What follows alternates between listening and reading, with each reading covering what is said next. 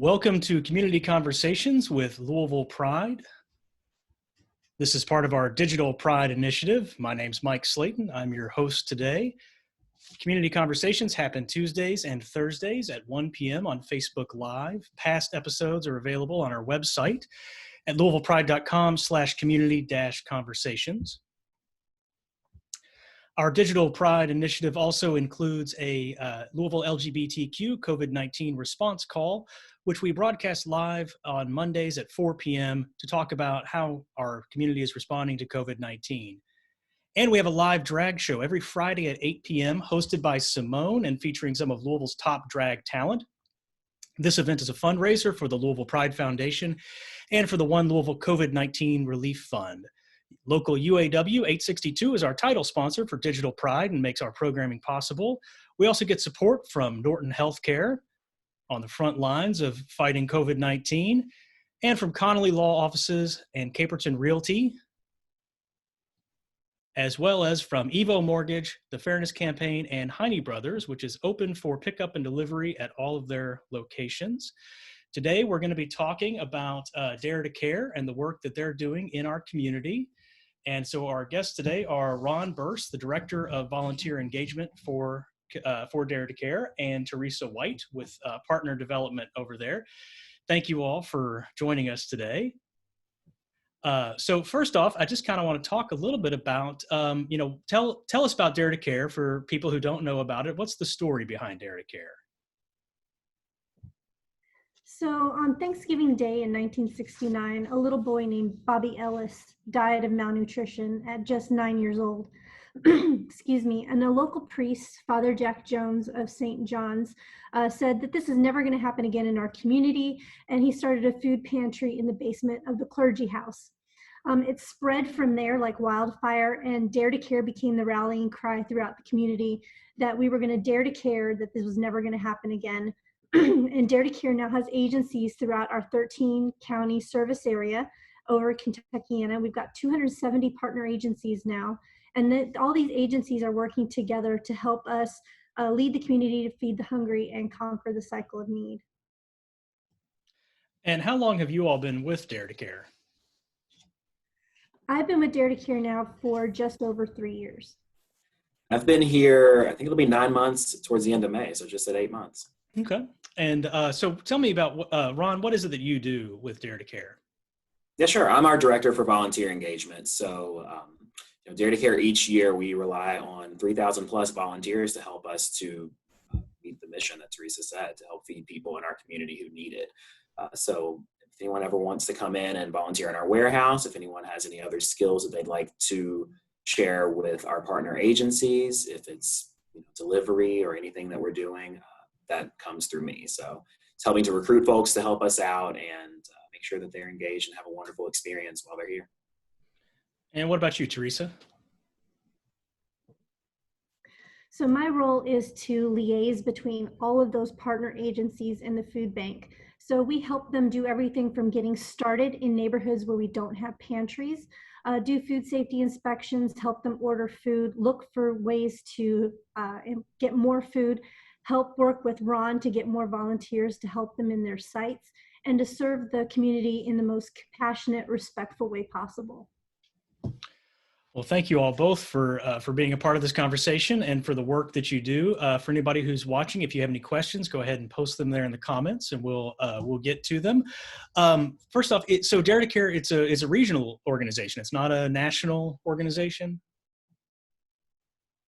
Correct. We are one of 200 food banks in the Feeding America network. I'm sure you've heard a lot about Feeding America here recently in the last couple of weeks. But as Teresa mentioned, we serve a 13 county service area. So 8 counties in Kentucky and then 5 in Southern Indiana, all within that nearly 300 partner agency network of the food pantries, the soup kitchens, the mobile pantry sites that we take out, kids cafes, all of those things. So along those lines, under normal circumstances, what is it that you all do? So we leverage those partnerships with Feeding Kentucky and Feeding America and all of our donors to help source donations. Those donations come here to the warehouse on Fern Valley Road. We sort them, we transport them, and we get the pantries stocked. And this includes our soup kitchens and that sort of thing. And those are the folks, the boots on the ground, that are putting food into the hands of the people who need it most. In addition to that, we serve fresh hot meals through our Kids Cafe programs. Every Friday, we deliver backpacks with food to school children so they can eat over the weekends. We also have our school pantry program, which is putting pantries into schools so school children and their families can access food. We have prescriptive pantries, which are pantries located in doctor's offices. And then we also have nutrition education in our Cooking Matters class that teaches folks how to read a food label to learn about basic nutrition, basic cooking skills, and budget-friendly recipes. And so how has COVID-19 impacted your operation from a standpoint of, and we'll talk a little bit about who you're serving. Let's talk about it first from the people that you serve, and then we'll talk about it from just kind of how you're operating. So what's been the impact? Yeah, I'd say the biggest impact has been, there are more neighbors in need right now. From March 2019 versus March 2020, we distributed about 600,000 pounds more food throughout that time period, throughout that month's time period to our partner agency network. The big kicker was that in the last 2 weeks of March, that's when a lot of that food was distributed. So it was clearly a direct response to COVID-19 with people needing our services a little bit more. And Teresa works directly with our folks who are the boots on the ground and can tell you a lot more about the direct impact to our services. So a lot of our direct impacts have been new people, new faces coming to the pantries that we ordinarily hadn't served before. Some of those other impacts are the interruptions that I'm sure you've seen in the news in the supply chain. So everything from the manufacturer to the producers to the processing plants to the retailers, we're seeing a lot of interruptions in that supply chain, and that trickles down to us as well. I think one thing that's good to add too, that's caused a lot of, I guess, struggle and challenge for us and for every type of food bank. But as it relates to volunteers, we've not seen any shortage of folks that want to help out in the community. Now, we have had to limit the amount of volunteer activities that we have, the amount of folks that are engaged in a certain volunteer shift, but I can post something for the next week like I just did, and it fills up within an hour and a half. We have so many folks that want to help out and make sure that everyone's fed and donate their time right now instead of just being at home. So that's been great too. How many volunteers do you all usually engage with over the course of a week or a month? Sure. In a week, just in our Fern Valley distribution center, which I'm kind of at with my background, we can have nearly 200 volunteers in a week. So typically Monday through Thursday volunteer shifts in the morning and in the afternoon. And then one on Friday mornings. We have about 25 folks max in each shift. Now that's had to change to no more than 6 to 8 volunteers in each shift. So again, a huge, over a 70% decrease, I guess, in the amount of volunteers that we can engage in one time. But the volunteers that have been coming have been great. Some folks are brand new to Dare to Care and have been here the last 7 weeks for at least 1 or 2 shifts each week to help us out. So it's been great, but we're definitely, seeing fewer folks that are able to get engaged, at least directly with us here in the warehouse. So that reduction, that's at least in part because you're practicing social distancing to keep everybody safe. Can you tell us a little bit about what you're doing along those lines? Sure, I can speak on the volunteer standpoint with that. We absolutely are practicing social distancing here.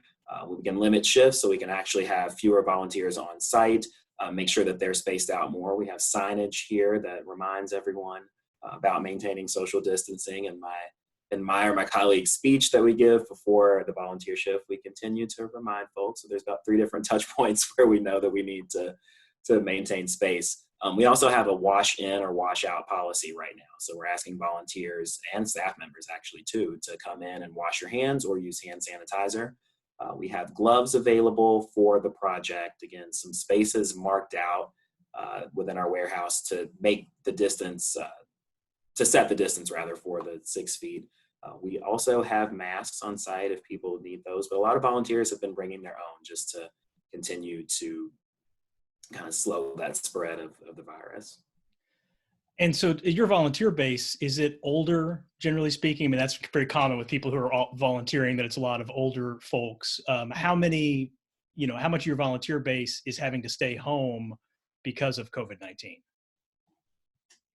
Well, so our volunteer base here on site definitely is comprised of a lot of folks who are retirees, who are definitely a little bit older. We also see a lot of organizations and companies that will send groups of 20 people at a time to come and volunteer. Towards the middle of March, we started to see that decrease in companies saying, we're not going to send anyone for the near future. Our company has decided to kind of suspend travel a little bit. We actually have asked a lot of our retiree volunteers to stay healthy at home, over the last month and a half. So we've had to reach out a lot to some of the colleges.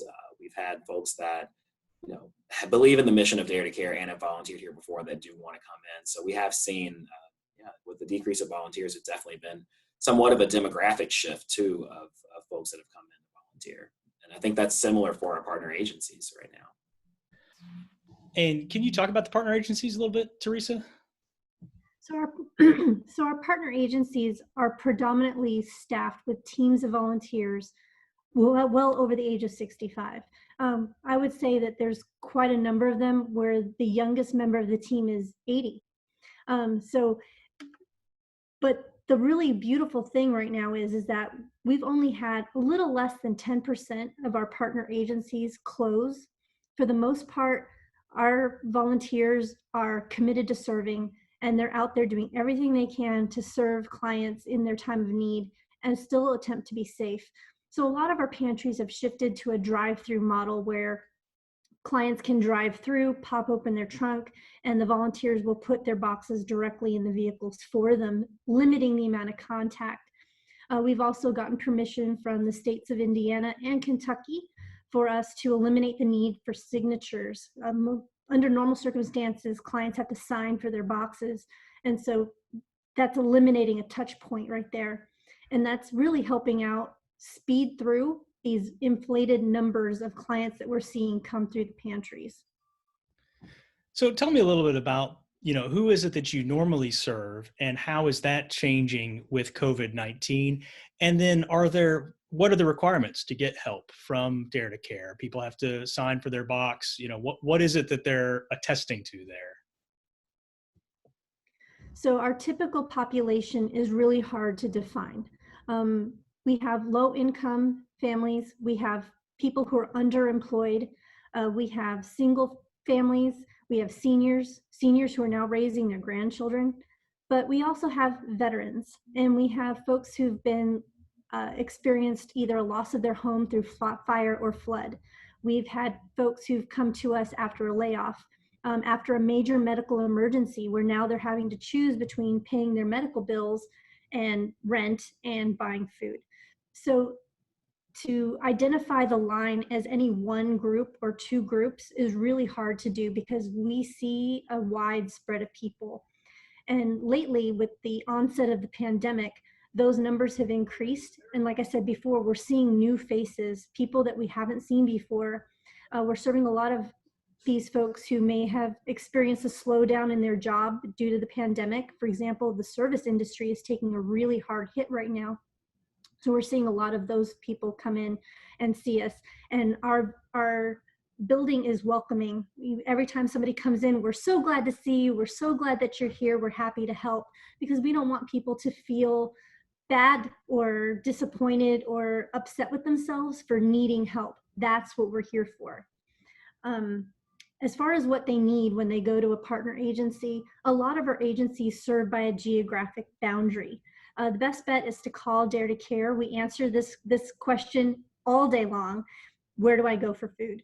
You'll give us your address and we'll tell you where to go. Most of the time, all you need is your photo ID.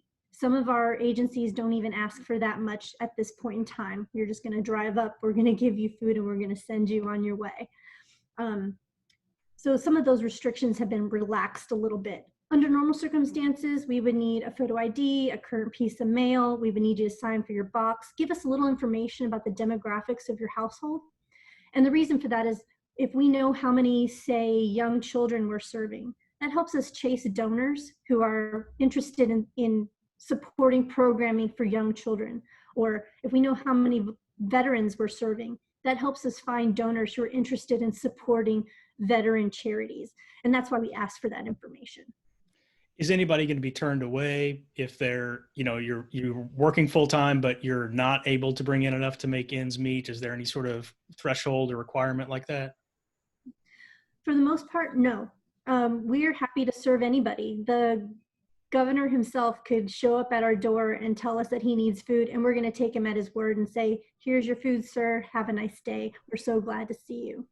Now, the USDA Commodities Program, or TFAP, does have an income guideline, but that's self-declared. We don't need a copy of your W-2 or your pay stubs or any kind of proof or documentation. We'll ask you if your income is at X amount or below, and if you say yes, you've automatically qualified, and we'll give you that additional food stream as well. And can you tell me a little bit more about that stream? Sure. The USDA Commodities, or TFAP, that's the Emergency Feeding Assistance Program, is a federal program. So this is where the government buys surplus product, and we're seeing quite a bit of surplus product due to the tariffs that have been imposed under this administration. So the government purchases that surplus product, and it goes into this feeding assistance program. And that's things like, currently, that's things like chicken and canned vegetables and canned fruit and cheese and eggs, and the list goes on and on. And so that food stream is also available to our main distribution center. So these are our big powerhouse pantries, and there's one in just about every neighborhood across Jefferson County, and then one in every county in the surrounding area. And what are some examples of some of those partner agencies? So most of them are area community ministries, such as Highland Community Ministries or Southwest Community Ministries. They have access to that TFAP stream. But then we also have some of our other partner agencies that hold that. And the best way to really find those distribution centers is to either visit our website, daretocare.org, and click on the Need Food button. You'll enter your address, and it'll show you the agencies that are closest to you.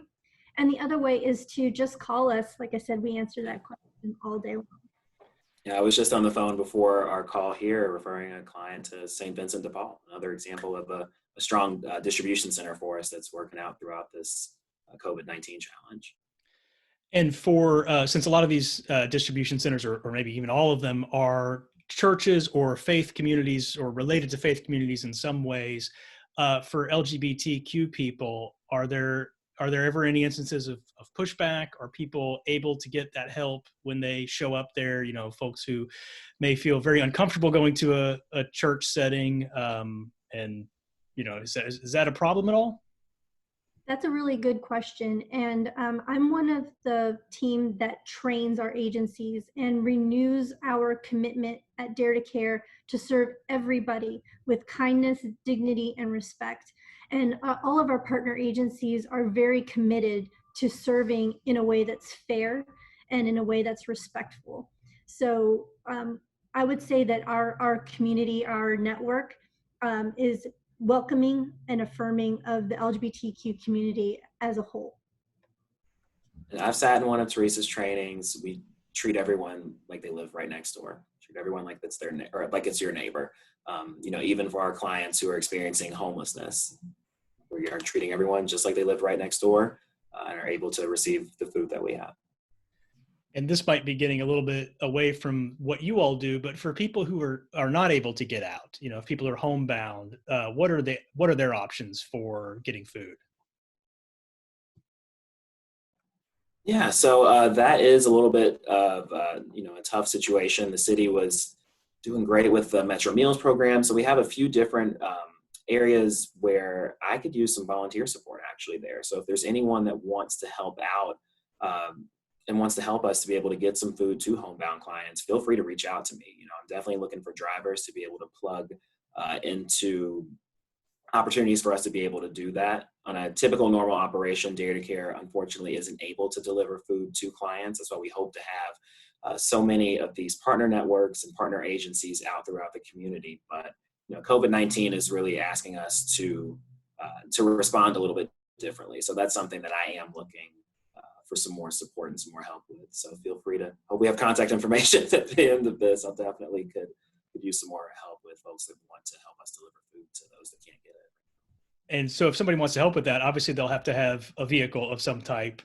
Does it need to be a certain size? How much are they committing to? Am I delivering meals 12 hours a day, 7 days a week? No, it doesn't have to be that long. However much you can help would be helpful. I actually told some volunteers a while ago, they wanted to kind of race for a little bit and build as many boxes as you can. If you build one box, you're changing one family's life. If you are a volunteer that can only deliver maybe one food box for us, you're helping somebody who otherwise would not have had that and was, in panic and anxiety possibly 10 minutes before you showed up. So the time commitment, we'll take whatever help that we can get at this point. And how does somebody contact you if they're able to help like that? Sure. You can email me directly, Ron, R-O-N, at daretocare.org, or give us a call at the front desk to get that organized. I'm going to put that in the comments there. Yeah. Pinned comment. Right.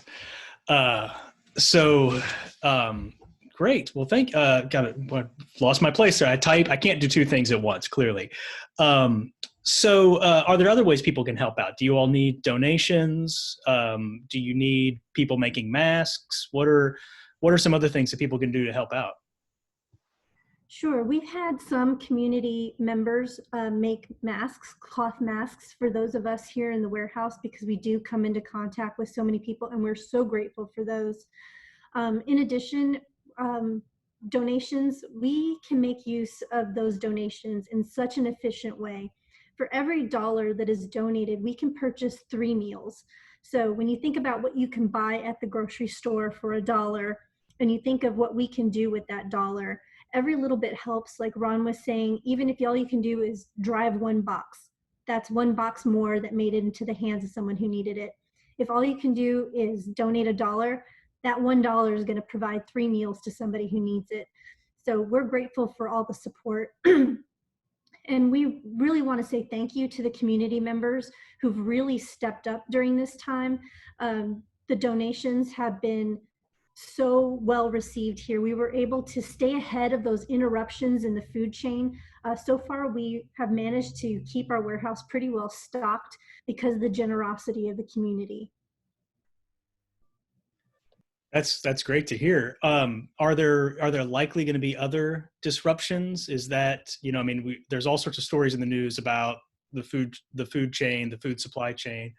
Are you anticipating shortages? Do people need to give more donations?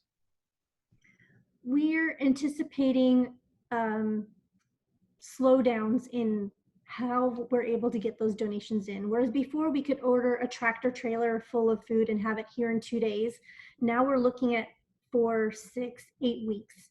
So again, being able to utilize those dollars in as smart a way as possible to get the food here as quickly as possible.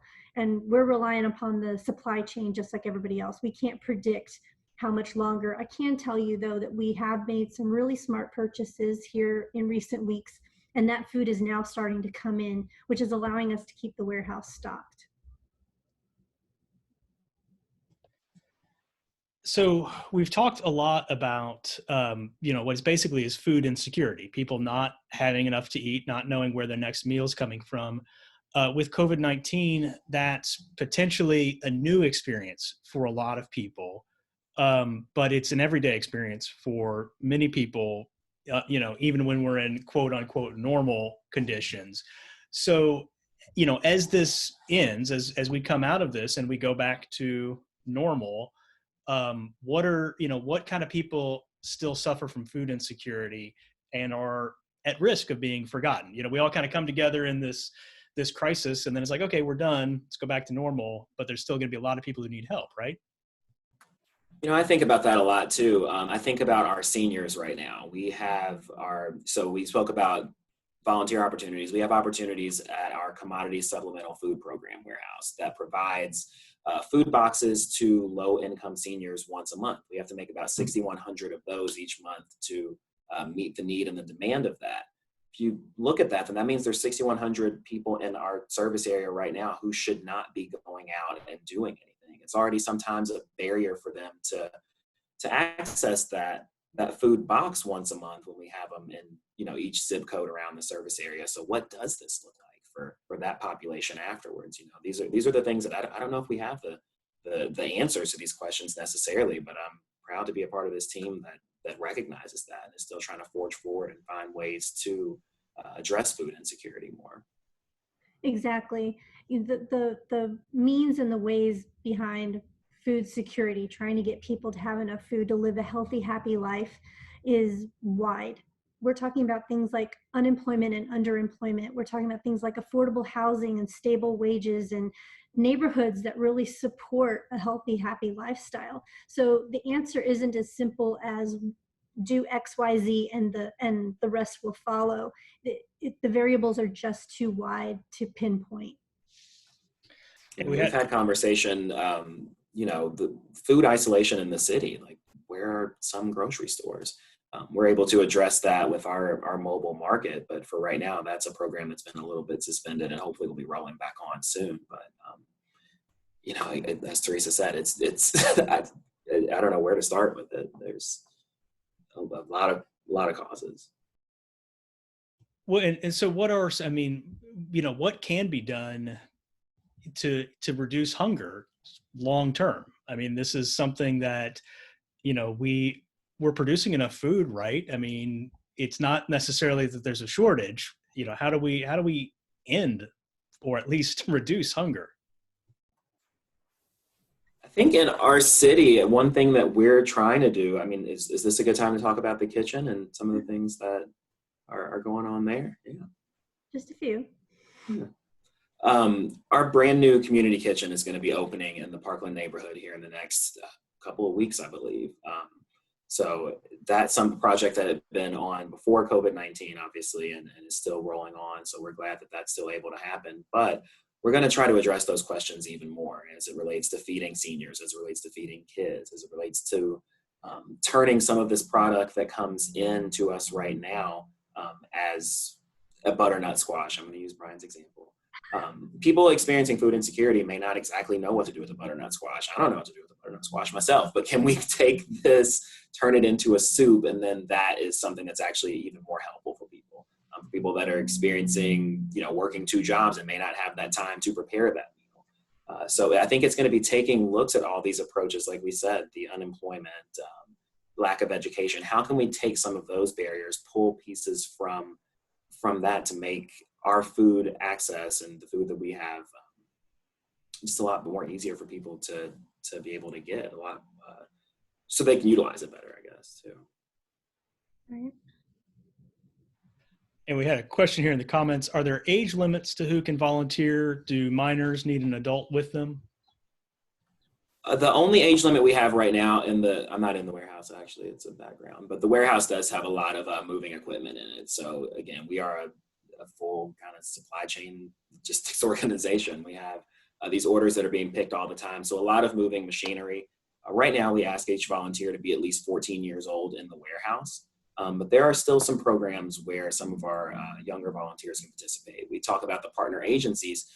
With 270 different partner agencies, that's 270 different sets of rules. So maybe some of those distribution centers or kitchens in your neighborhood might have another way for younger folks to be involved too and volunteer. Teresa, I know you're involved with another organization, totally unrelated to Dare to Care, called Free Mom Hugs. Right. Can you tell us a little bit about that? And then are you still hugging in this time of social distancing? Oh, that's the one thing I miss the most, actually. So Free Mom Hugs was born when Sarah Cunningham, a woman out of Oklahoma City, her son came out and she had a really difficult time coping with that and kind of wrapping her head around that and what her new normal was going to look like. And when she did, she finally said, you know what? She started wearing a button to Pride events that said "Free Mom Hugs." If your mom won't hug you anymore because of who you love, then I'll be your mom. And her photo went viral with her saying she'll be there with bubbles. And so that's how Free Mom Hugs was born. And now we have chapters in all 50 states. I'm one of the area coordinators for Louisville. And we go to pride events and we hug and love on folks. We write affirmations. We're there, to be very colorful and give people a hug that they might not have had in a long time. But in addition to that, we write letters. We speak with GSAs in different schools, so we're there to support the community any way we can. During this time of the pandemic and not being able to reach out and hug people or even give somebody a high five or a fist bump, it's kind of hurting all of us on a fundamental level.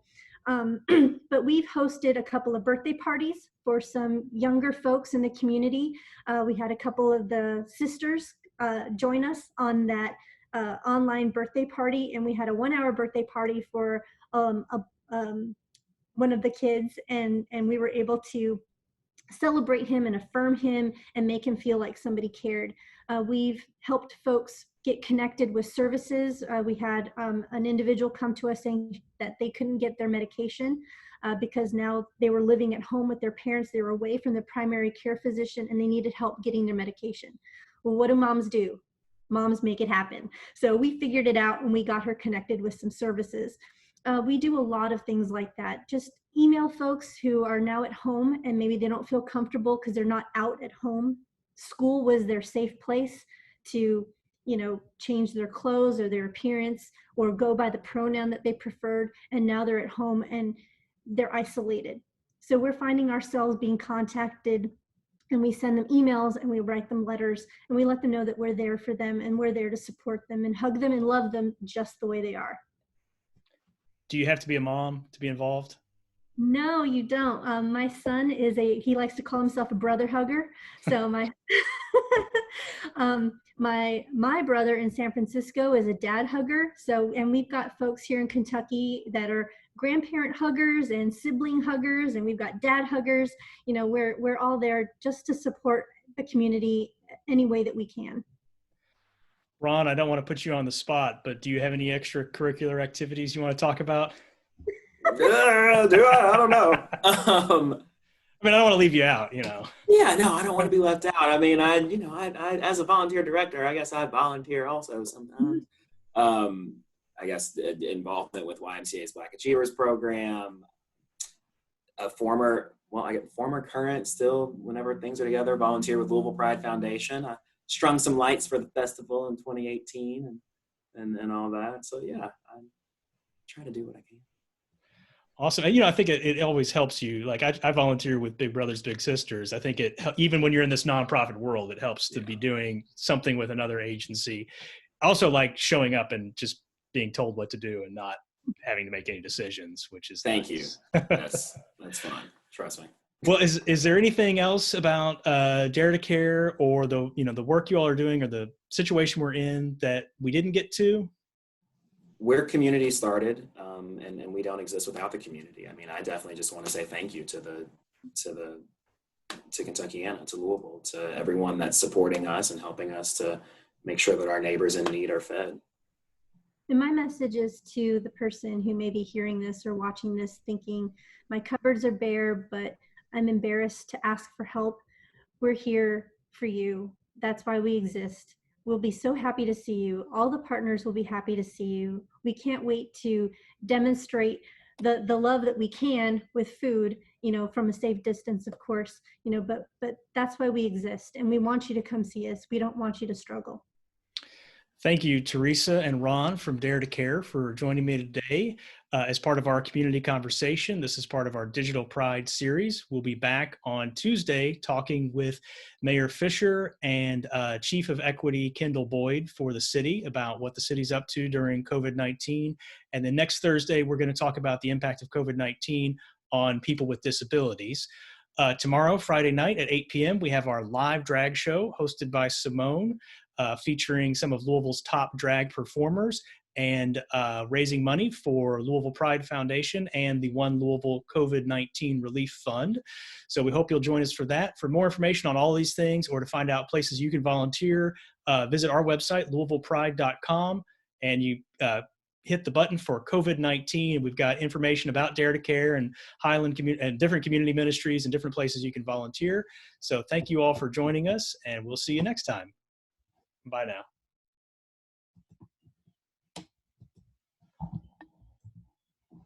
And record.